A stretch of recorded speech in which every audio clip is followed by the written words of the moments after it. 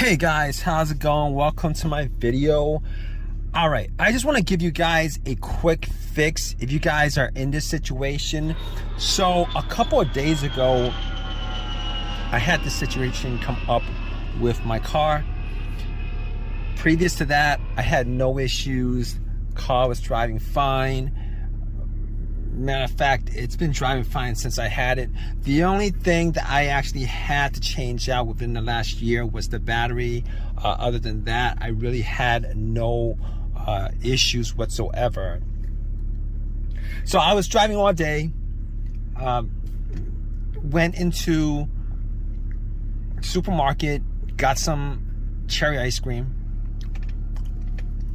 Love cherry ice cream. Got like 2 tubs of it, came out and was all ready to go home and have some good old ice cream in a hot summer, and it cranked, but it wouldn't start. Cranked, it wouldn't start. So I was thinking to myself, oh wow, okay, so this is a situation. It's not the worst situation. I'm getting power to everything. The AC wasn't working because the car wasn't turning on, but the blower motor was working. The radio worked. Everything worked, but it just would not turn. It would not run. It wouldn't run. It wouldn't run.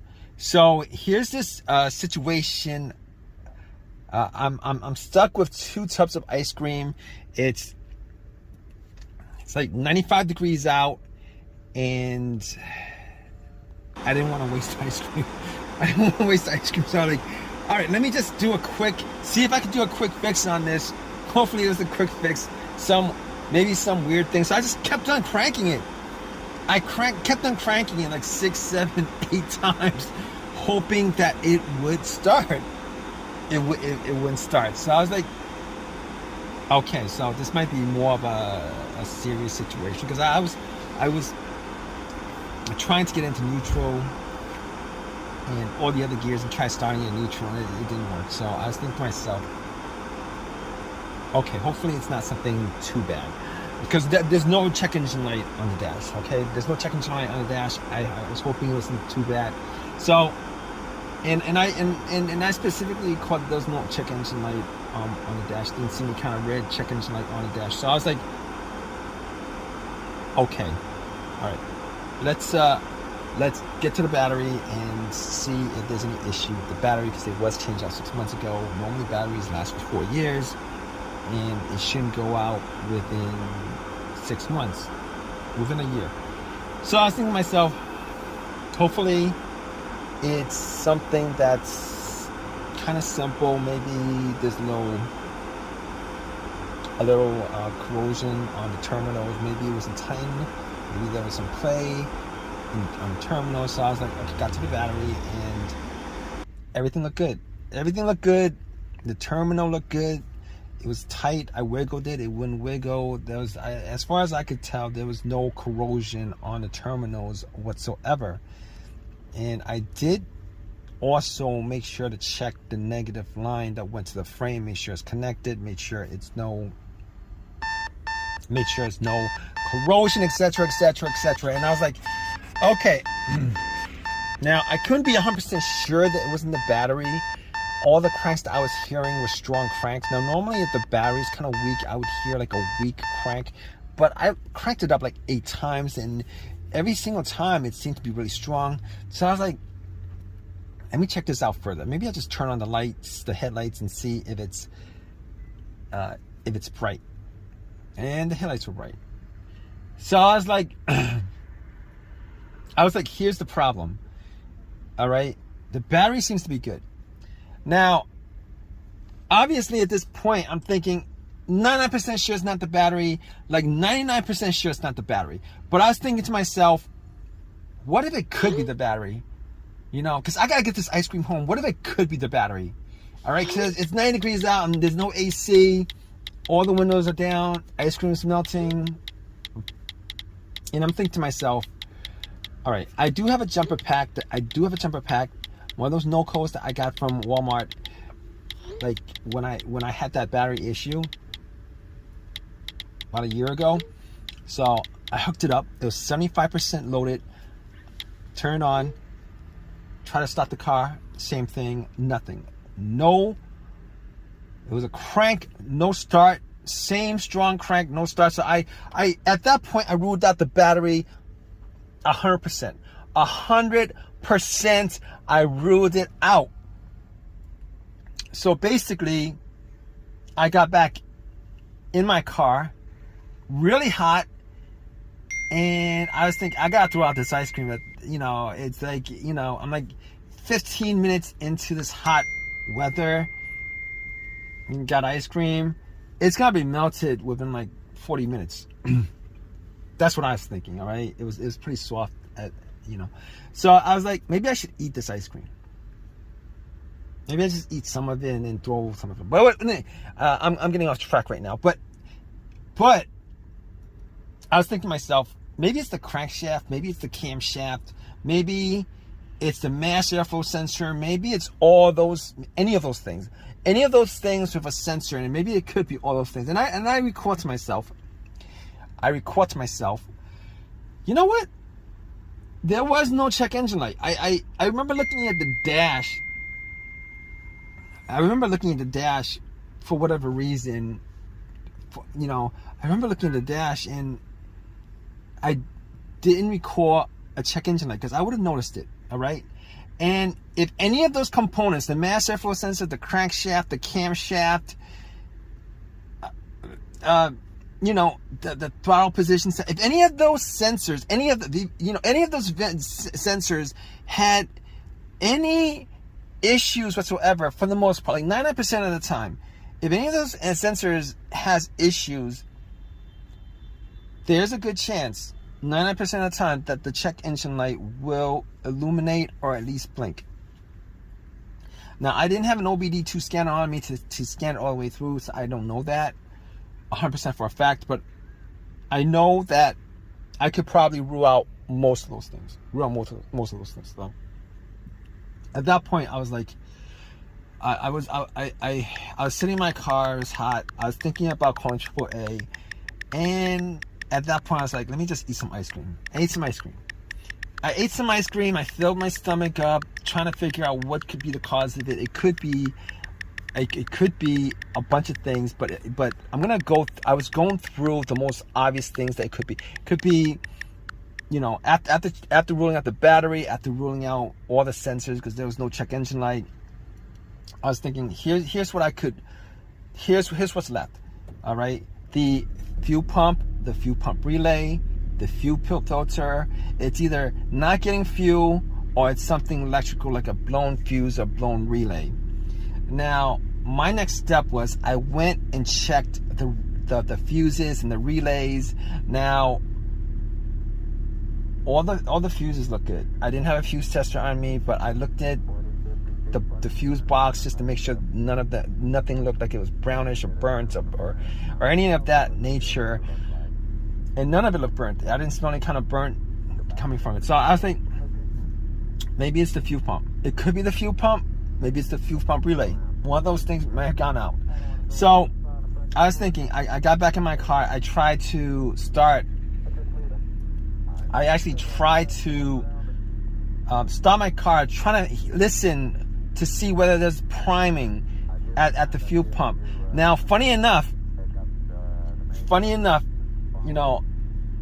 I was able to hear some buzzing when I turn the key to the on position. All right, the on position is the position before the crank.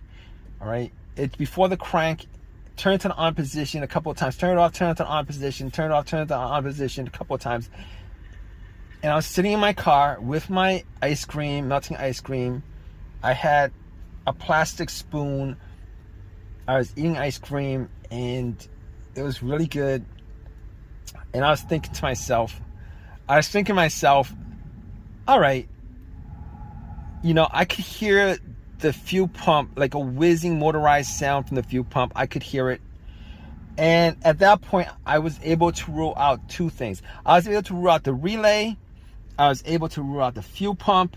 Now, I couldn't rule out the fuel filter or the fuel injectors, any of that stuff, but there's like a 90% chance that the fuel pump worked, the fuel filter worked, and if there's anything that's causing issues with the fuel delivery into the engine, it would start up and it would die out. It would start up a little bit and would die out.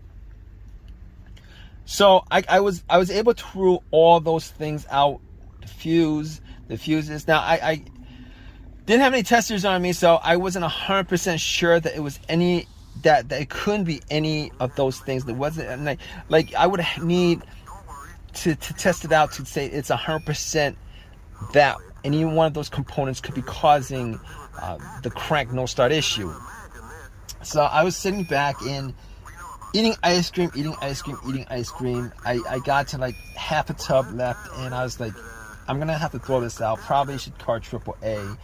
And then I had like a little bit of an epiphany. I was thinking to myself, you know what? I had this issue maybe 5 years ago on another vehicle. Ran through a lot of the tests, but had it towed. And funny thing is, it turned out to be nothing more. I spent money on towing at that point, and it turned out that it was something that was pretty simple. It was something as simple as the key fob, or the key fob itself not being picked up or recognized by the car's computer, or it was the key fob battery. Now, I never changed the key fob battery since I had this car, and I wasn't 100% sure whether it was the key fob battery that could be causing the situation, but there is a chance the key fob battery could be causing the situation, particularly if you rule out all the things that I ruled out. So at that point, I was thinking to myself, you know what? I'm gonna take the key fob battery out, because I can't tell 100% whether that's causing the issue. But I went back into the supermarket. All right, I took the battery out of the key fob itself, the remote, got a battery, popped it in, and I was crossing my fingers that it was something as simple as that, because I had no issues with the vehicle previous to that, except for changing out the battery.